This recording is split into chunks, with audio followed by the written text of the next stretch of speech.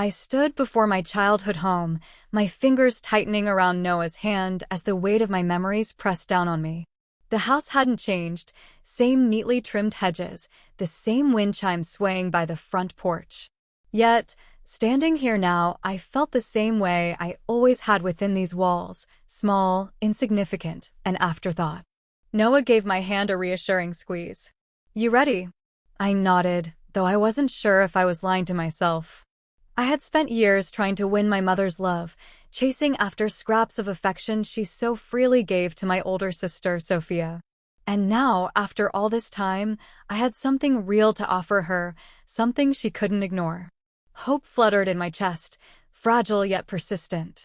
Maybe, just maybe, this would be the moment things changed. Maybe my pregnancy would make her see me differently. As we stepped inside, my father greeted us first. His face softened when he saw me, his smile warm yet tinged with exhaustion.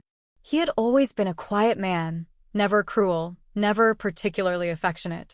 But at least he never made me feel like I didn't belong. "Mira," he said, nodding toward me before shaking Noah's hand. "It's good to see you." Sophia appeared next, practically glowing with excitement. "Mira," she gasped, pulling me into a tight embrace. "It's been too long. You look amazing." I couldn't help but smile. Sophia had always been the golden child, yet she never made me feel lesser. It was our mother who did that. And then, as if summoned by my thoughts, she emerged from the hallway.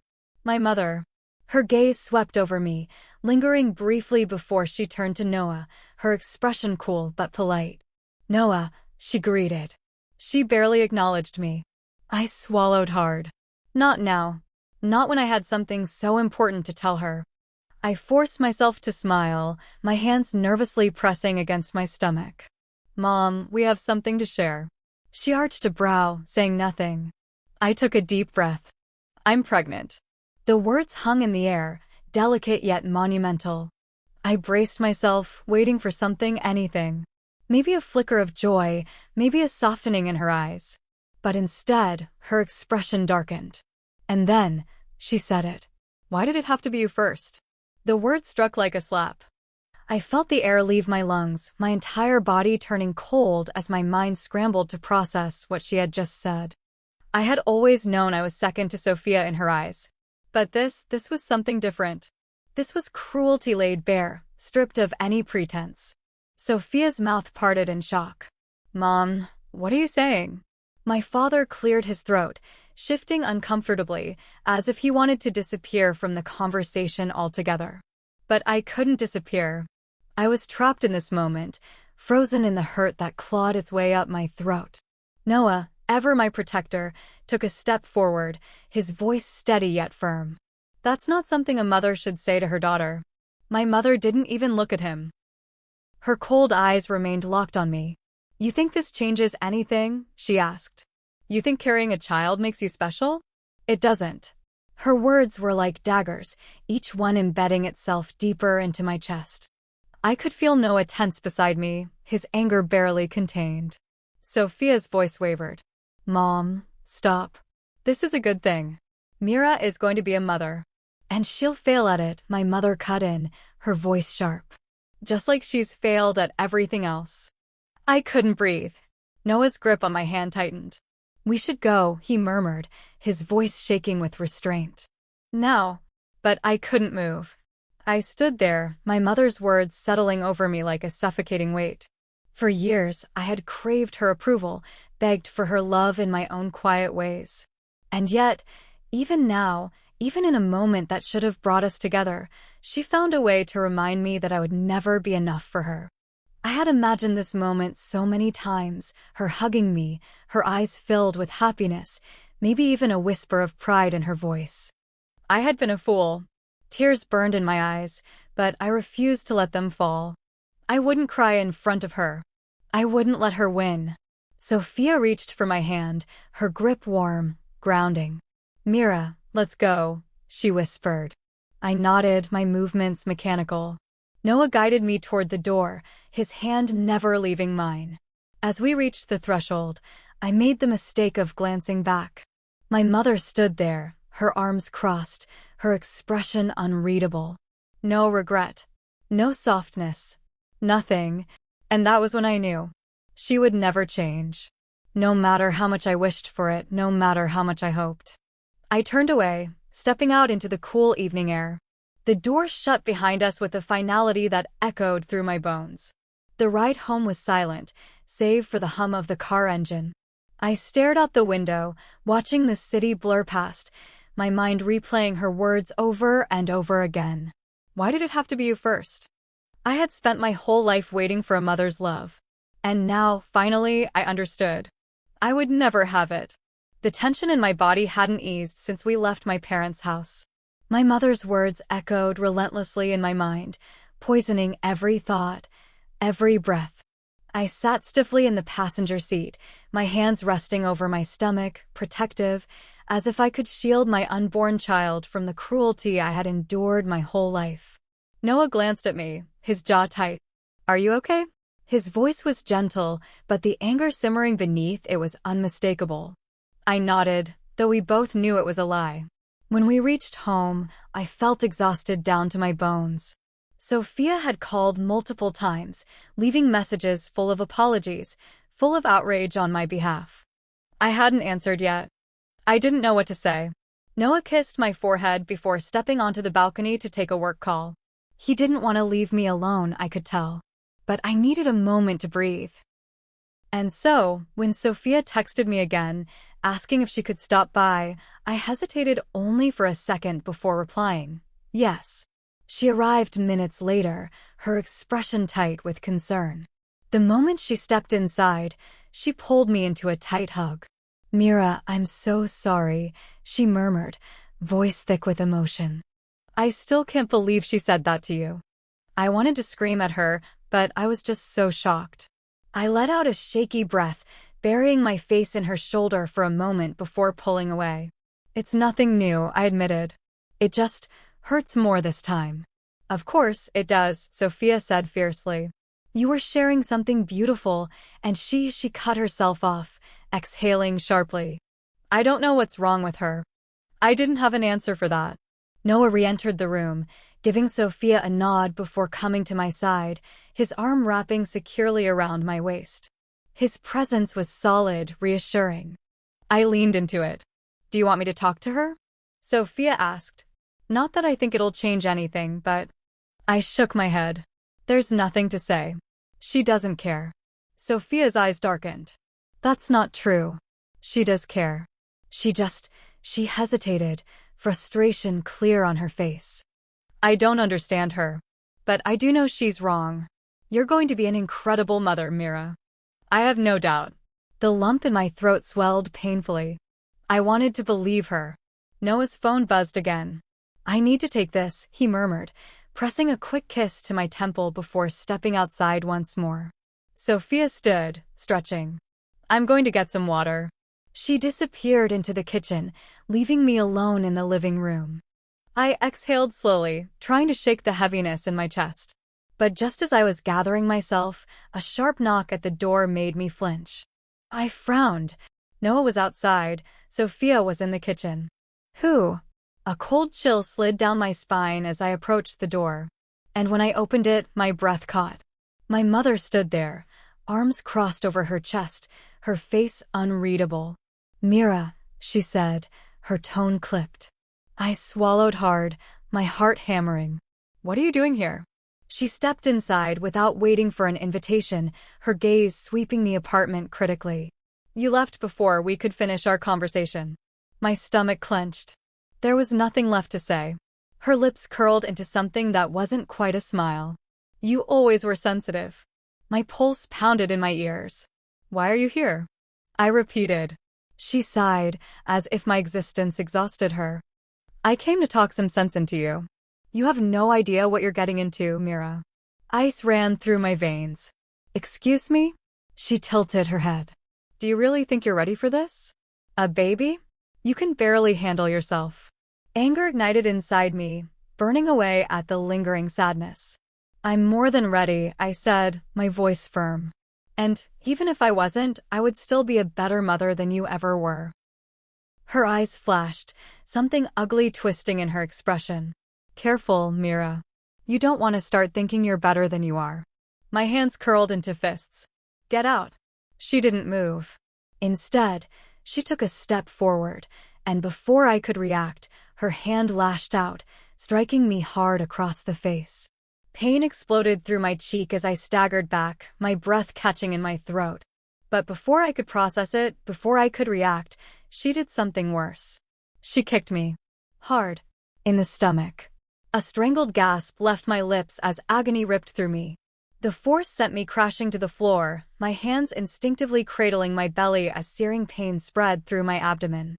I heard a scream, my own or Sophia's, I wasn't sure. The world spun, my vision blurring as the pain intensified. My mother stood over me, her face impassive. You never should have been born, she murmured. Then, she turned and walked out the door. I barely registered the moment Sophia rushed into the room, her hands shaking as she dropped beside me. Oh my God, Mira, can you hear me? Her voice was shrill with panic. I couldn't answer. I could barely breathe. Noah, she screamed. The next thing I knew, Noah was there, his face pale with fear. Mira, he gasped, dropping to his knees beside me. Baby, stay with me. Stay with me. Tears blurred my vision. It hurts, I choked out. Noah's hands hovered over me, hesitant, afraid. Sophia, call an ambulance, he ordered, his voice trembling. Sophia was already dialing, her hands shaking. It's going to be okay, she whispered, as much to herself as to me. It's going to be okay. But I wasn't sure it would be. As the pain consumed me, darkness crept at the edges of my vision. I thought about the child growing inside me, the life that had barely begun. And I prayed that my mother wouldn't take this from me too. The hospital ceiling blurred above me, shifting in and out of focus as I struggled to open my eyes. My body felt weightless, detached, yet a dull, persistent ache pulsed through my abdomen, a cruel reminder that I was still here, still trapped in the aftermath of what had happened. I tried to move, but a sharp pain flared in my stomach, forcing a gasp from my lips. Instantly, a warm, familiar hand enveloped mine. Mira, Noah's voice was hoarse, thick with emotion. I turned my head slightly, wincing at the effort, and met his eyes.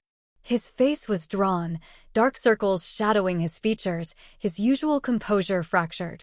Seeing him like that made my chest tighten, not just from the pain, but from the weight of everything I had put him through. Hey, I managed, my voice barely a whisper. Noah let out a shaky breath and lifted my hand to his lips, pressing a kiss to my fingers. You scared me, he admitted, his voice breaking. You scared me so much, Mira. I swallowed hard, trying to gather my thoughts. The last thing I remembered was the blinding pain, Sophia's scream, Noah's panic, and my mother.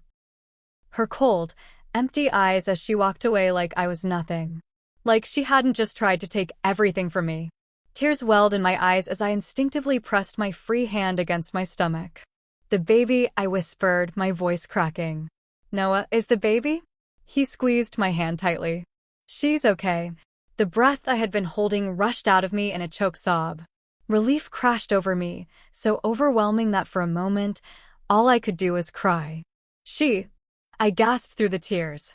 Noah's lips twitched, his expression softening just a fraction. Yeah. The doctor confirmed it. We're having a little girl. A fresh wave of emotion swelled in my chest. A daughter. I was carrying a daughter. And she had survived. Despite everything, she had held on. I closed my eyes, letting the realization settle over me. My mother had tried to take her from me. Had tried to erase this part of me just as she had spent my entire life trying to make me feel like I didn't belong. But she had failed. I opened my eyes again and looked at Noah. I need to see Sophia. Noah nodded and stood. She hasn't left. She's been waiting outside. He stepped out briefly, and within seconds, Sophia rushed in, her face streaked with dried tears, her usual composure shattered. Oh, Mira. She practically collapsed beside me, taking my other hand in hers, gripping it tightly like she was afraid I would disappear if she let go. I tried to offer her a weak smile, but my lips trembled too much. I'm okay. Sophia let out a strangled laugh, shaking her head. You're not okay. None of this is okay. A heavy silence settled between us, the weight of unspoken words pressing down. Sophia, I murmured. Did she even ask about me? My sister's face twisted with something that looked like shame.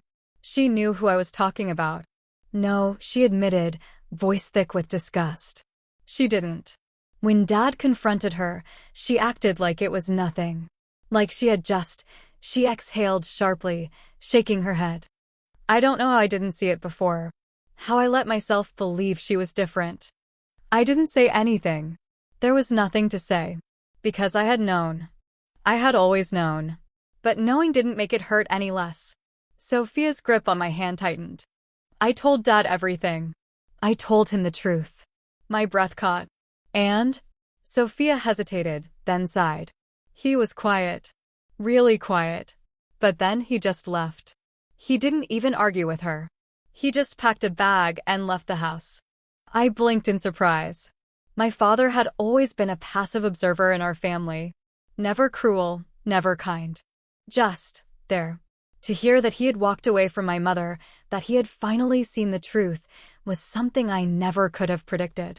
A strange mix of emotions churned inside me, vindication, sadness, relief. What happens now? I whispered. Sophia shook her head. I don't know. Silence stretched between us again, heavier this time. And then, Sophia's expression hardened. But I do know one thing. I looked at her questioningly. I will never speak to her again, she said, her voice resolute. I don't care if she's our mother. What she did to you, Mira, I won't forgive it. My chest tightened.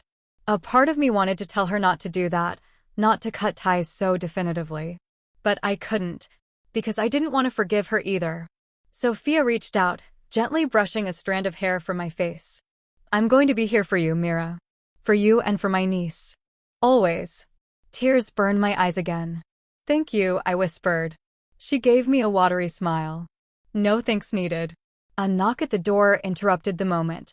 A woman in a professional suit stepped inside, holding a clipboard. Mrs. Carter? She asked, looking between us until her eyes landed on me. I nodded slowly. My name is Dana Peters. I'm a social worker. She pulled up a chair beside the bed, her expression calm but serious. I wanted to talk to you about what happened. The hospital reported the incident, and you have the option to press charges against your mother. The room fell eerily silent. Press charges. The words echoed in my mind, bouncing off the years of pain, the countless wounds my mother had inflicted upon me. Not just the physical ones, but the emotional scars, the years of neglect, the countless times she had made me feel like I was nothing. I could end this. I could make sure she faced consequences for what she had done. But then, something unexpected happened. I realized I didn't want revenge. I didn't want to waste another second of my life on her. I met Dana's gaze, my voice steady despite the storm raging inside me. No, I said. I don't want to press charges. Noah stiffened beside me. Mira. I turned to him, squeezing his hand. She's not worth it, I whispered. She's taken enough from me. I won't let her take any more. Noah searched my face, then exhaled, nodding slowly. Dana studied me for a moment before giving a small nod. If you change your mind, you have time to reconsider. I knew I wouldn't. Because I was done. When Dana left, Sophia let out a deep breath. You're stronger than I am. I shook my head. No. I'm just tired. And I was. But as I placed my hand over my stomach, feeling the life growing inside me, I realized something. I wasn't just tired. I was free.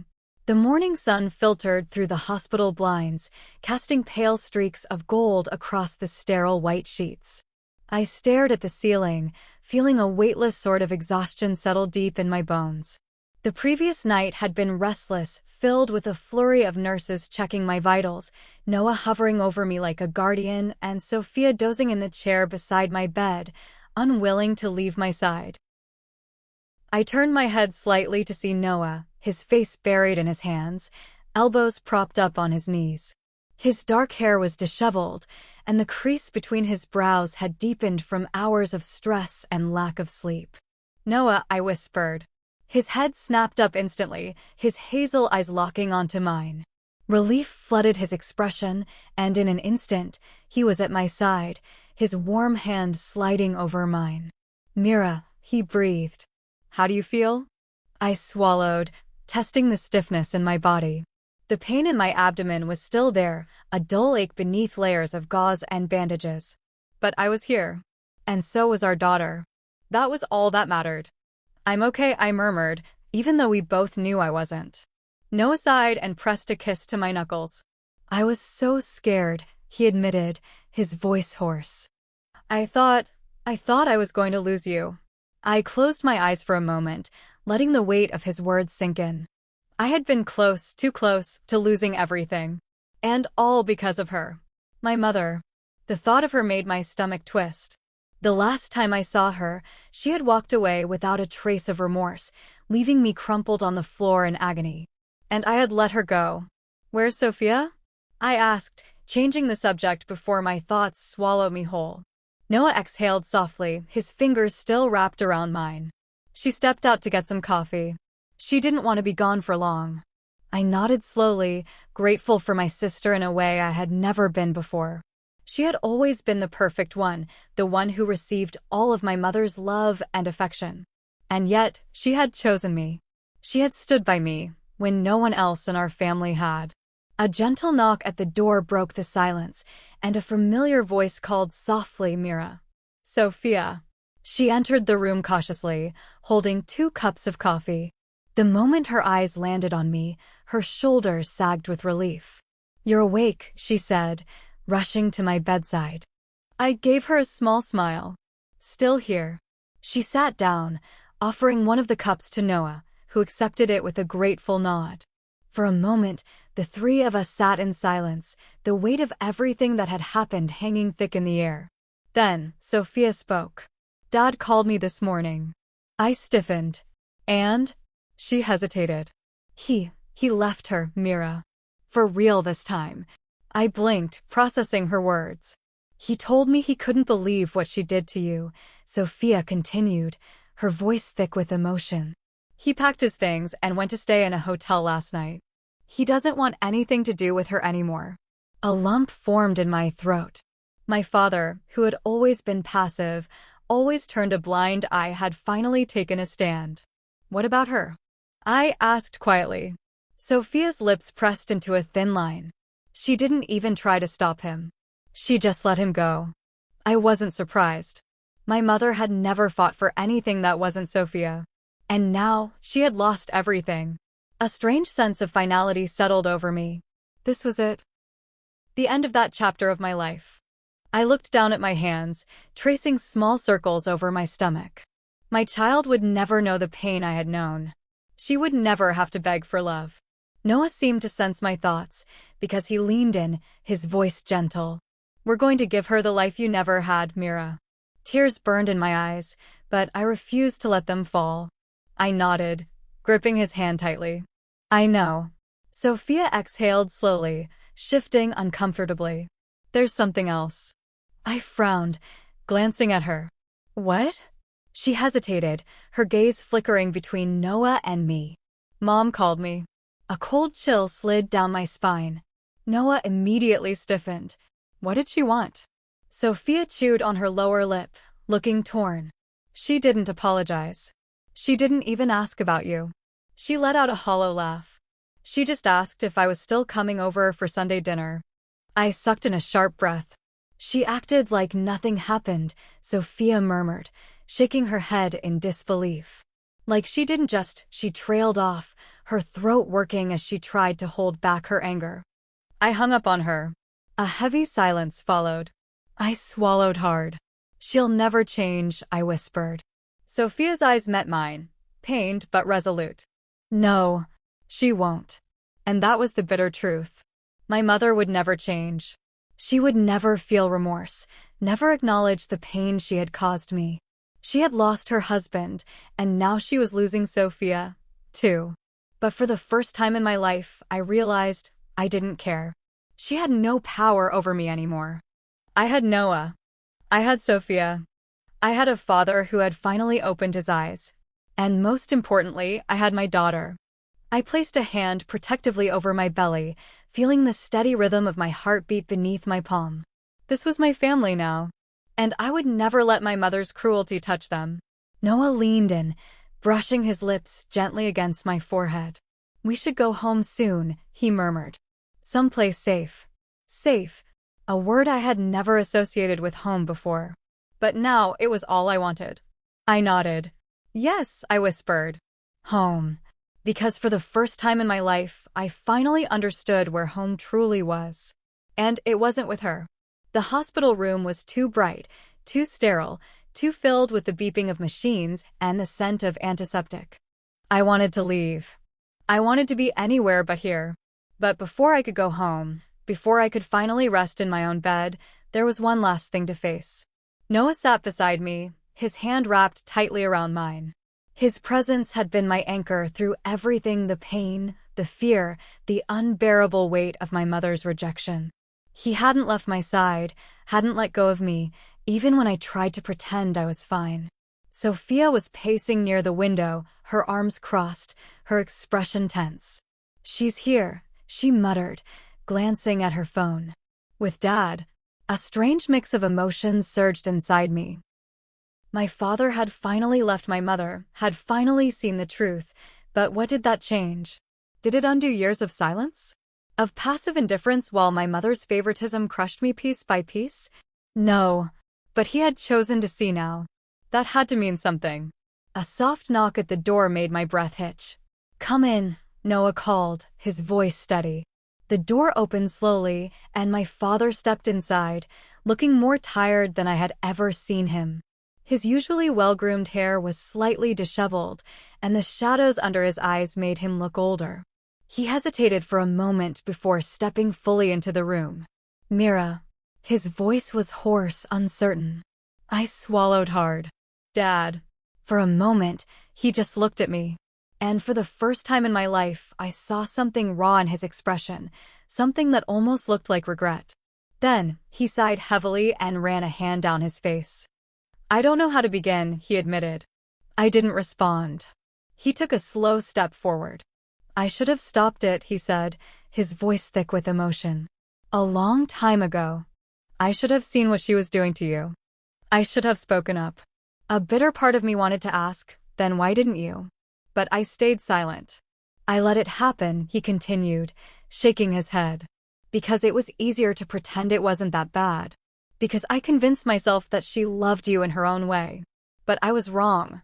His gaze met mine, and for the first time in my life, I saw sincerity in his eyes. I was so wrong. Something cracked inside me. It wasn't enough. But it was something.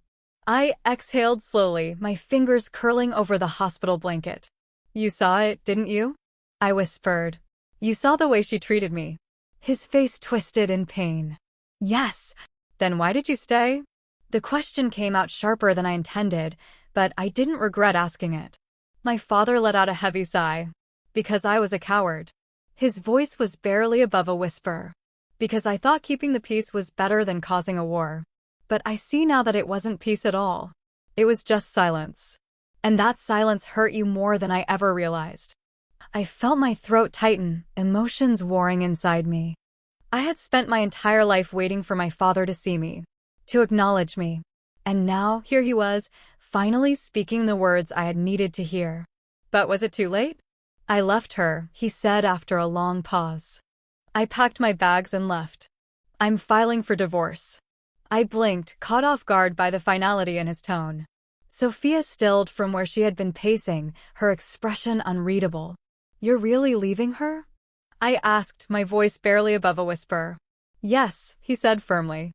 "I should have done it years ago. But I can't change the past. I can only do what's right now." A part of me wanted to feel relief. But another part of me felt numb. This was what I had wanted, wasn't it? For him to finally see the truth? To finally choose me? Then why did it feel so hollow? I looked down at my hands, at the 4 taped to my wrist. "What do you want from me?" I asked softly. My father flinched. "I don't know if I can forgive you," I admitted, my voice trembling. Not yet. He nodded, his shoulders slumping. I understand. And strangely, I believed him. Sophia finally spoke, her voice firm. You're doing the right thing, Dad. But that doesn't erase the past. Mira has every right to take her time. He glanced at her, then back at me. I know. For a long moment, silence stretched between us. Then, he let out a heavy breath. I just wanted you to know that I see it now. I see you, Mira. And I'm sorry I didn't before. The lump in my throat grew. I didn't respond. I wasn't ready to. But maybe, just maybe, one day I would be. The paperwork for my discharge was finalized the next morning. The doctors had insisted on keeping me for observation, but once they were sure my baby was safe, they finally let me go home. Noah drove us back to our apartment, his fingers gripping the wheel a little too tightly. He was still on edge, still wary of every shadow, every unexpected noise, as if my mother might reappear to hurt me again. She wouldn't. Because she had lost. She had lost everything. And I had one. As we stepped inside, I let out a slow breath, taking in the familiar scent of our home. The soft throw blanket draped over the couch, the framed pictures on the wall, this was my sanctuary. I turned to Noah, a small, shaky smile playing on my lips. We're home. His expression softened, and he cupped my face gently. Yes, he murmured. We are. For the first time in my life, I knew what home truly felt like. And it had nothing to do with where I came from. It had everything to do with who I chose to be. The first few days after coming home from the hospital were quiet. Too quiet. The kind of quiet that felt unnatural, heavy with unspoken words and emotions that had yet to settle. Noah hovered around me like a shadow, never straying too far, his eyes scanning me as if he was waiting for me to break. But I wasn't going to break. Not now. Not ever again. Sophia checked in constantly, sending texts, calling at least twice a day. She wanted to be there, but I told her I needed space. She understood, but I could hear the hesitation in her voice before she hung up. And my father? He kept his distance. He didn't push, didn't try to force his way back into my life. He had made his choice, and now he was giving me time to make mine. But my mother, she was gone. No texts, no calls, nothing. And that silence? It was the loudest thing I had ever heard. I sat on the couch, a blanket wrapped around my shoulders, absently tracing slow circles over my belly. My daughter, my precious, strong little girl, was still here, still fighting, still growing. She was the only thing that mattered now.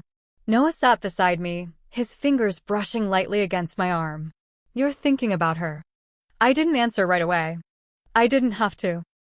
She doesn't deserve your thoughts, Mira, he said softly. She doesn't deserve any part of you. I let out a slow breath. I know. And I did know. But knowing and feeling were two different things. I had spent my whole life chasing after something that was never mine to have, a mother's love. And now that I had stopped chasing, all I was left with was the ache of what never was. Noah shifted, adjusting so that he was facing me fully. I know it's not easy. I know you're trying to move forward. But you don't have to do it alone. I glanced at him, my throat tightening.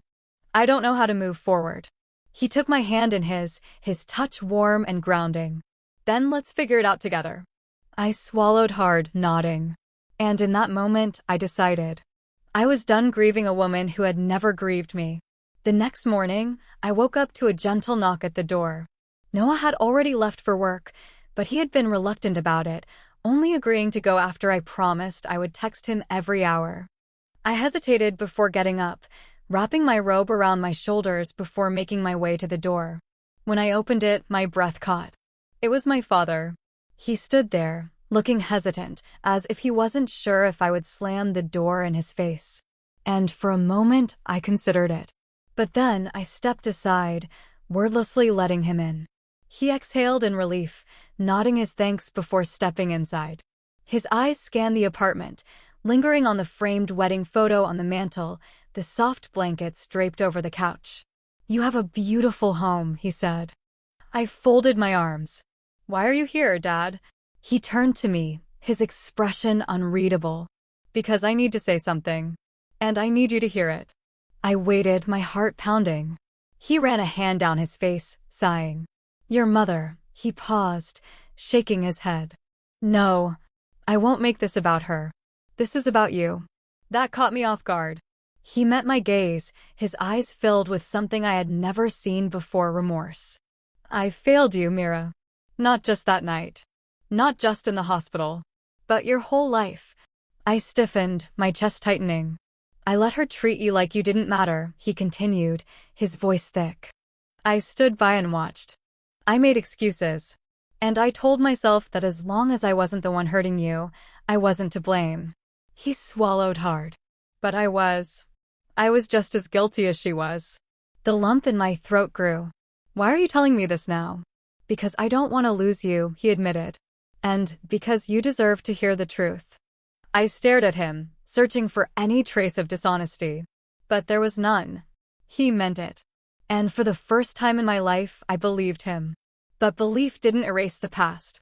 I exhaled slowly, my fingers tightening around the fabric of my robe. "I don't know if I can forgive you," I admitted, my voice barely above a whisper. He nodded. "I don't expect you to." That surprised me. "I just wanted you to know that I see it now," he continued. "I see you. And I'm sorry I didn't before." My chest ached. I didn't respond. I wasn't ready to. But maybe, just maybe, one day I would be. That night, I sat by the window, watching the city lights flicker against the dark sky. Noah was in the kitchen, making tea, and Sophia was coming over tomorrow to help set up the nursery. Things were changing. I was changing. And as I placed a protective hand over my stomach, feeling the faintest flutter of movement beneath my palm, I made a silent vow. My daughter would never know the pain I had known. She would never beg for love. She would never wonder if she was enough. Because she would be. Always. And for the first time in my life, I wasn't looking back. I was looking forward. To a future that was finally, truly mine. The first time I held her, the world changed. The past, the pain, the years of being overlooked and cast aside, they all faded in an instant the moment Lily was placed in my arms. She was so small, so delicate, her tiny hands curled into fists as she let out the softest cry. And in that moment, I realized something that brought tears to my eyes. This was love. Real love. The kind I had spent my entire life searching for. Noah sat beside me, his fingers trembling as he reached out to brush his knuckles against our daughter's cheek. His breath hitched, and I felt his emotions as deeply as my own. "She's perfect," he whispered. I nodded, unable to speak past the lump in my throat. Sophia was in the room too, her hands pressed against her mouth, her eyes glistening with unshed tears. "Mira," she breathed. "She's beautiful." I swallowed hard, my body still exhausted from labor, but my heart was bursting with something I had never felt before. I had spent my entire life trying to prove my worth, trying to earn love that should have been freely given. And now, here in my arms, was a love that needed no justification, no validation. It was infinite, unconditional. And I vowed then and there that I would never let my daughter feel the way I had felt. Never. Noah leaned down, pressing a kiss to my forehead before resting his own against mine.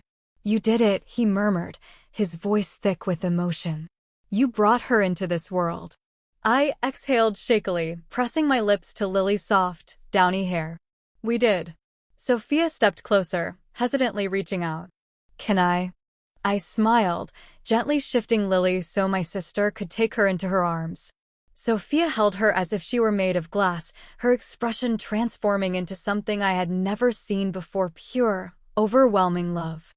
"I'll always be here for you," she whispered to my daughter, her voice trembling. "I swear it." And I knew she meant it. For the first time in my life, I wasn't alone. I had a family. A real one. And Lily? She would never know the kind of pain I had known. She would only know love. The days that followed were a blur of sleepless nights and tender moments. Lily cried often, her tiny body restless in the late hours of the night. But Noah was always there, rocking her in his arms, whispering soft reassurances that made my heart ache with gratitude. Sophia visited every day, her presence a steady comfort. She had started looking for apartments closer to us, determined to be near as Lily grew. And my father? He came too. At first, it was awkward. He was careful, hesitant, as if he wasn't sure if he was allowed to be here. But when he held Lily for the first time, I saw something shift in his eyes. Regret. Love. Hope. "She's so small," he murmured, his voice barely above a whisper as he cradled her in his arms. I watched him closely, my emotions tangled in ways I couldn't quite put into words. "I want to do better," he said suddenly, lifting his gaze to meet mine. "I know I can't change the past, Mira. But I can be here now." My throat tightened. "I want to be the grandfather she deserves," he continued. "And if you'll let me, I want to be there for you too." Tears burned in my eyes. I had spent years resenting my father for his silence, for his unwillingness to see me. And yet, here he was, choosing to see me now. I didn't know if I was ready to forgive, but I was ready to try. I nodded, my voice thick. "Okay." Something in his face softened. And as he looked down at Lily, I realized something I hadn't expected. He wasn't just trying to make up for the past. He was trying to build a future. And I wanted that too. Weeks passed, and life settled into something beautiful. Noah and I adjusted to parenthood, learning to function on little sleep and endless love. Sophia found an apartment just a few blocks away, visiting nearly every evening to help with Lily. My father came often, too, slowly rebuilding something I thought had been lost forever. And my mother? She never called, never texted, never asked about me or Lily. And for the first time, I felt no pain at the thought, because I didn't need her anymore. I had everything I had ever wanted, and I was happy, truly, deeply happy. One afternoon, as the sun streamed through our living room window, I sat on the couch with Lily nestled against my chest. Noah was in the kitchen, humming as he brewed coffee, and Sophia was curled up in the chair beside me, flipping through a baby book. Lily stirred, letting out a soft whimper before settling again, her tiny fingers gripping my shirt. I looked down at her, my heart swelling with a love so powerful it nearly brought me to tears. And I realized something profound. For so long, I had believed that my story was one of pain, of rejection, of never being enough. But that wasn't true, because I had rewritten it. This was my story now, and it was one filled with love, with family, with hope. I pressed a kiss to Lily's forehead, my voice barely above a whisper. "You're safe, my love. You're home." And for the first time in my life, I was too. The morning sun filtered through the nursery window, casting golden light across the soft pastel walls. I sat in the rocking chair, Lily nestled in my arms, her tiny fingers curled into my shirt as she slept. Her breath was warm against my chest, her presence grounding me in a way I had never known before. Everything in my life had changed since she was born. The past still lingered in the shadows, but it no longer controlled me. The scars were there, etched deep into my heart, but they no longer defined me. I was a mother now, and I was free. I traced slow circles over Lily's back, breathing in her scent, a mix of milk and warmth. There were moments when I still doubted myself, when the echoes of my mother's voice tried to creep in, whispering that I wasn't good enough, that I would fail. But then, I would look down at my daughter, at the way she trusted me completely, the way she felt safest in my arms, and I knew those voices were wrong. I would never be my mother. I would never let history repeat itself.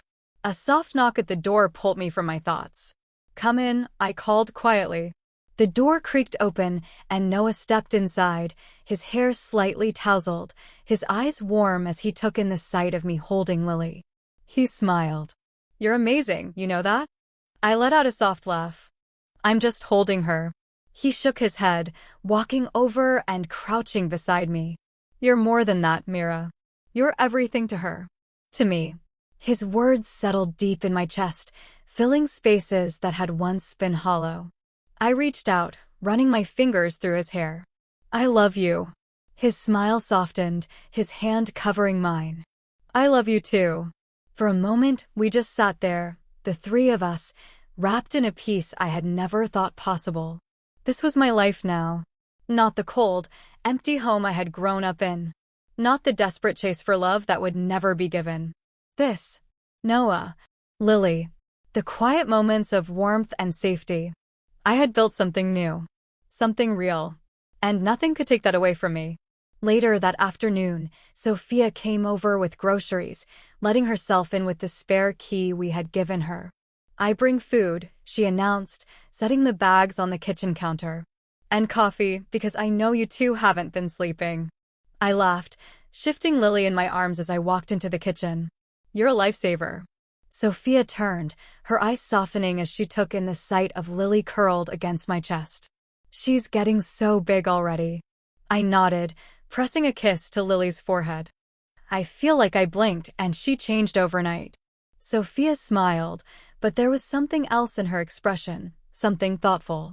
She hesitated before speaking. "I ran into Dad yesterday." I stilled.